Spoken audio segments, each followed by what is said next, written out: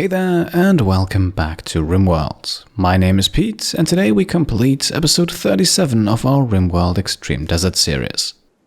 In the last episode we completed the Wanted Prisoners quest, we took on and defeated 2 large waves of pirates, afterwards we sent Alistair on a brief excursion to work with the Empire, and we also installed a prosthetic leg on Edmo. And still a bit slowed down, we can watch Edmo start off today's episode, but we quickly jump over to Pollyanna, who can finally move our batteries out of the common room.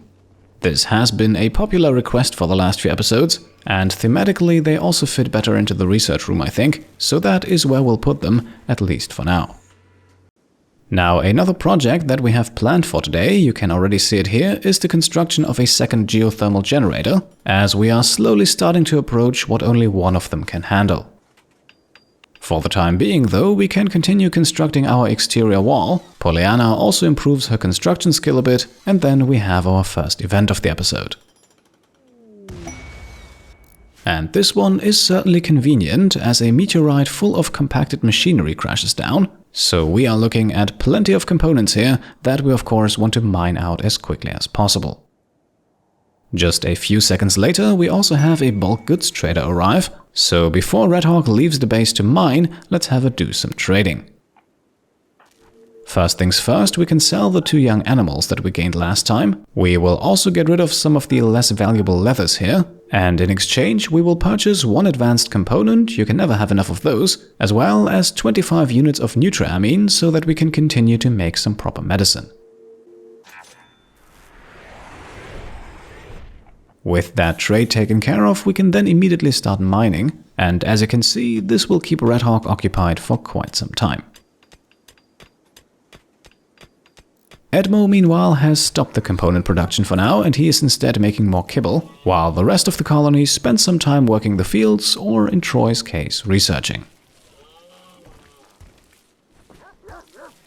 In the afternoon then, we can check back in with Redhawk and see that components should not be an issue for quite some time, which also means that we can now easily afford to construct our second geothermal generator.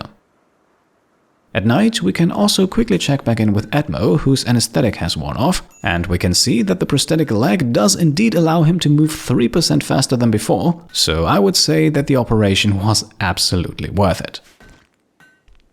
Just to give the generator an extra layer of security, we will also construct a wall around it, so all in all, I would say that we are making good progress on our first day here.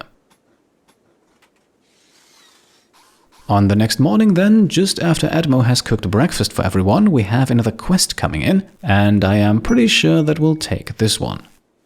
Our friends of the Black Troska tribe are apparently looking to arm themselves, as they are asking us to send them 14 revolvers. In exchange, they are offering the usual 3 rewards, but the one that is most intriguing to me are of course the advanced components. Being able to obtain 16 of them for a comparatively low price, to me that sounds like a deal that we should take. So we are in fact getting started on this immediately. As you can see, 1 single revolver only requires 30 units of steel and 2 components, and thanks to that meteorite we now have plenty of both, so fulfilling that trade request should really not be that difficult. This should actually also give Edmo a good amount of training in the crafting skill, which might be helpful considering that moving forward I could certainly see him do more of that. Now, while Edmo is busy, that second generator has been constructed and a power cable has been laid, and don't worry, we'll fix that connection to the other generator shortly, and it actually also doesn't take long until the first revolvers have been finished.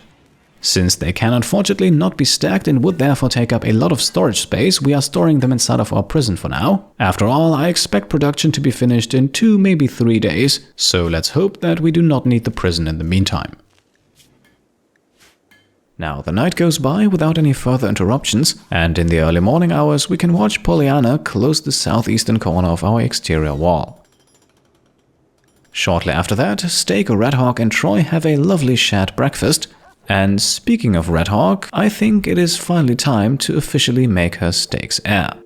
To do that, we will simply have him call the Empire, and we are then following the popular vote, which had the vast majority of you in favor of giving this title to her. Now, we could have done this a bit earlier, but to make the change from Jake to Redhawk official, we have to build a monument, and that could become a rather resource-intensive endeavor. Still, I feel like we are now at a point where we should be able to attempt this, so let's take a look at the schematics and see what we need to build here. A 9x17 monument requiring roughly 800 units of stone, I think that is manageable. We also have 20 full days to get it constructed, and I have actually found a very good spot for it, as it fits rather nicely at the end of our sleeping quarters here. Before we get to building though, we first have to take care of something that some of you already smartly anticipated in the last episode. Because yes, our colonists are in fact visiting that grave of the fallen imperial soldier. However, the gravesite is a bit far away from the base to make the trip worth it. So let us quickly relocate the gravesite here. That should make it a little easier for everyone involved.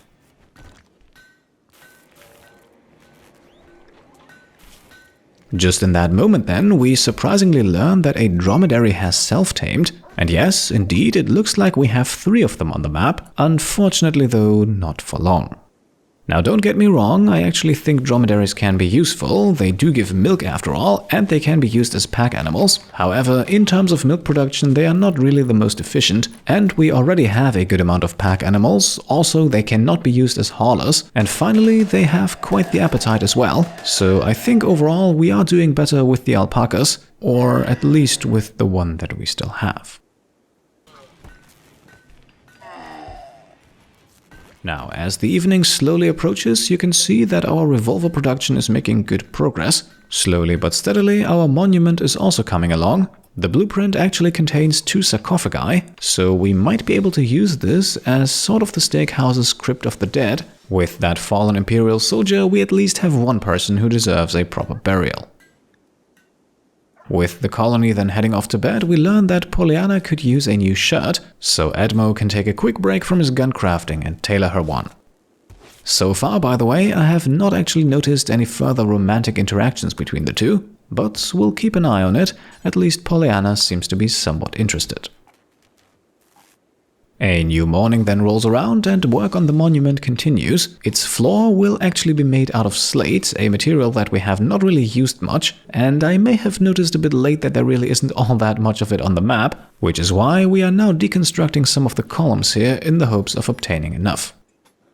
And yes, of course, we could have simply made the switch over to something else, but if this is indeed going to be some sort of crypt, then I actually kind of like the darker flooring. It definitely fits the theme of a final resting place.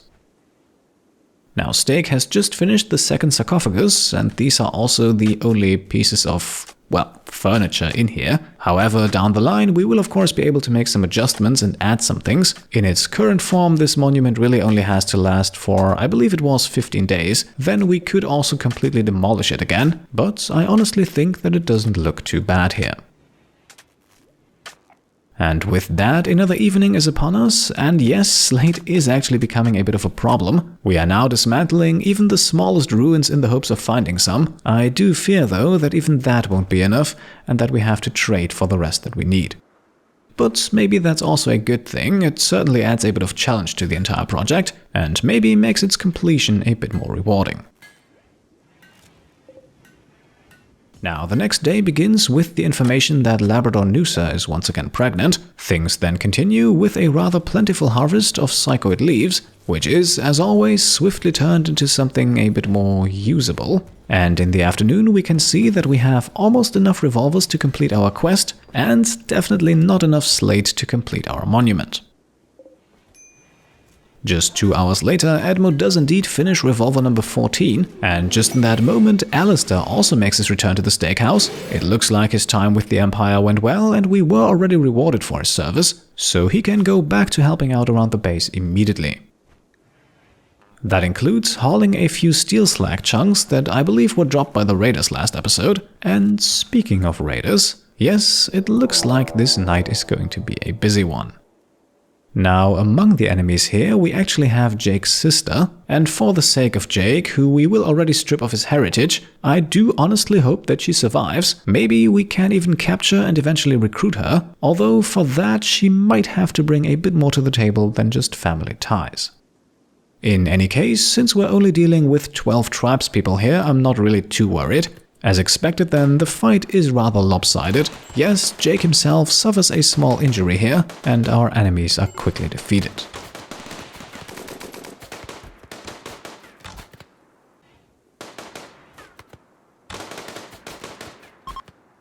Now, as I had hoped, Jake's sister does actually make it out alive. As a matter of fact, she escapes unharmed, and I think we'll let her go like that. I'm pretty sure that Jake would not appreciate us hunting her down and shooting at her. After all, there is a very real risk of accidentally killing her in the process, and in my opinion, that risk is not worth a potential capture. Jake himself, meanwhile, only suffered a small stab wound, but as always, Red Hawk is quick on the scene to patch him up. Our next day is then all about trading, and it begins very fittingly with a pair of visitors. As we welcome them to our kill zone, we also learn that they unfortunately do not have much to trade, so all we can do really is to sell them some flake and some old clothing, and since we don't need pemmican or herbal medicine in return, we'll just leave it at that. However, that is of course not all the trading that we have planned for today, as we will now accept that request from the Black Troska tribe, and we will in fact do so in exchange for 16 advanced components. Not only is that the most valuable reward, but also the one that I think benefits us most, and we can more or less obtain it immediately as we already have all the goods that we need. So let's send out a caravan consisting of Red Hawk and Donkey Tiemo. I am hoping to be able to purchase some slate for that monument as well. So we definitely need some additional carrying capacity, and together Red Hawk and Tiemo would not fit into a drop pod. Apart from the revolvers, they will then bring some flake with them, but other than that, only supplies. The journey won't take long, so they can travel lightly. Still, a considerable amount of time is spent actually loading those revolvers onto Tiemo's back, as, once again, they all have to be carried individually. While that is going on, we then receive another quest, and this one is very similar to a project that we already have going on, as we are once again asked to construct a monument. Now, this one is a little larger with a 10 by 25 blueprint. It will also consume roughly 1,400 units of stone. However, given enough time, those should actually not be too hard to come by, and in my opinion, they would still be a comparatively low price to pay, considering that we could use this quest to finally become allies with the Empire. Now, we only have 2 days here to actually make a decision, but I think we'll take that time. Let us at least finish that other monument first, and then we can once again talk about this one. Now, eventually, in the afternoon, after several hours of packing, Red Hawk and Tiemo make it off the map, and so we can spend the rest of the day with corpse burning, construction work, and eventually also the manufacturing of more components, because making all of those revolvers definitely burnt through our supply rather quickly. Just before the night fully sets, Red Hawk then also arrives at her destination, so let us swiftly complete our quest and obtain 16 precious advanced components. Completing this quest also gives us a big 12-point boost to our faction relationship, which is really not that bad, considering a plus 40 bonus would have been another quest reward. Now, in any case, completing this quest is only one half of what we're here for, because we have brought some flake, and I would like to purchase some slate for that. And as it happens, they do actually have some, and we are able to carry exactly 68 units out of here, which should be just enough to finish that flooring and finally complete the monument. So let's complete that trade as well, send Red Hawk back home and watch the night set. Nothing exciting happens for the rest of the day, so we can rejoin the steakhouse on the next morning. And even though Red Hawk is currently away, we are focusing on the hospital now, where we will slightly rearrange some things, because I think it's time to set up the final layout that I have planned here, and that of course includes the construction of a few hospital beds. For the moment we are getting started with only one. They are a bit heavy on the components, and with Steak and his level 16 construction skill, we achieve at least good quality.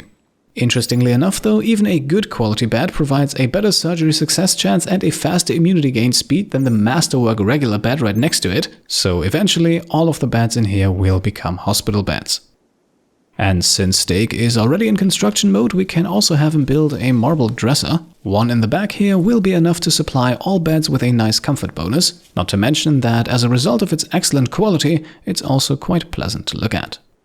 The engraving on it, however, might be a slightly different story, as it shows how one of the Imperial troopers who assisted us last episode gets blasted with a triple rocket launcher, and well, we all know how that story ended, so Steak definitely shows a dark sense of humor putting that in our hospital.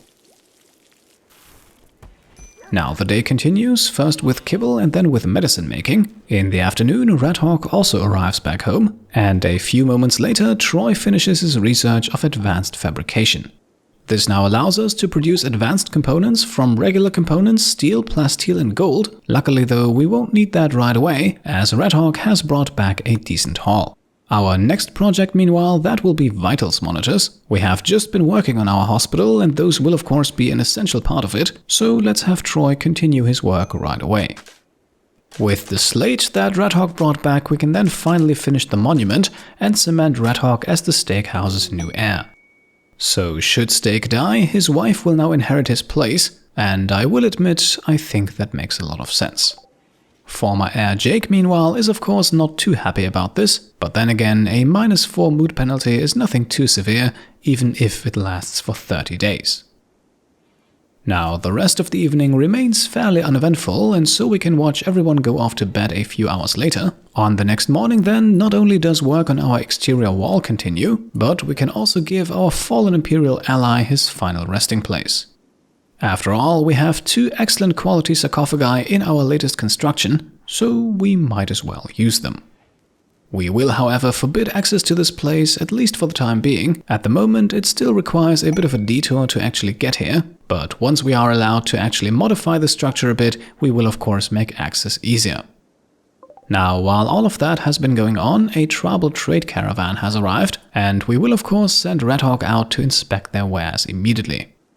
Unfortunately though, we don't really find anything worth purchasing, so we'll simply sell a bunch of stuff of our own, some plain leather, some herbal medicine because I really think we have enough at the moment, as well as a parka that, being in the desert, we really have no use for. And with that, our supply of silver keeps increasing. I think it's high time that we find something to spend it on though, but who knows, maybe in the next episode we get lucky. Apart from a broken down wind turbine, not much more happens for today, which brings me back to that quest we received earlier. Now, at the moment, I'm really not quite sure if we should take it, not really because of the material cost, I think we should be able to handle that, but much more so because of the sheer size of the monument, as 10 by 25 is really not that small, as you can see here. Now, of course, we only need to keep this monument around for 29 days, but I think it would be a colossal waste of time and resources to simply deconstruct it again afterwards. So ideally, we are putting this in a spot where it doesn't get in the way of future base expansion, or what would be even better, where we can incorporate it into the final base design, just like we did with that monument we built for Red Hawk. And this is where I'd like to hear your thoughts. Where do you think we should put this, considering that we still have a lot of space around the base, but also considering that we eventually want to use that space effectively and not just clutter it with monuments that are pretty to look at but otherwise serve no purpose. And while you ponder your decisions, we are wrapping up today's episode with a bit more fan art from our good friend Tofu. And of course, we have to start with the Steakhouse's latest recruit. I think I have said this before, but I absolutely adore the amount of personality in these pictures, and this rendition of Pollyanna here is certainly no exception. Up next, we have Pollyanna once more, this time giving Edmo a taste of his own medicine. Again, I am really hoping for something to develop between these two, but who knows, maybe Pollyanna eventually focuses her attention elsewhere. Considering Edmo's luck with the ladies so far, I think that would hardly be a surprise. Finally then, a slightly more somber piece of artwork. This one features that lone Imperial soldier, the only one to survive or at least not get taken prisoner during last episode's attack. So as always Tofu, thank you so much for your contributions to this series. For me it is an absolute joy receiving these week after week, and I have a feeling that most of you guys feel the same. So let's wrap things up right here. Once again, let me know what we should do regarding that quest. And in the meantime, if you enjoyed the episode, then I would be very happy if you could leave a thumbs up. If you like what I'm doing and want to support me and my channel further, then you can of course go ahead and subscribe if you haven't done so already, grab some merch over on shop.petecomplete.com, or check out and maybe even pledge to the Pete Complete Patreon. Thank you all for watching, and I'll see you next time. Cheers.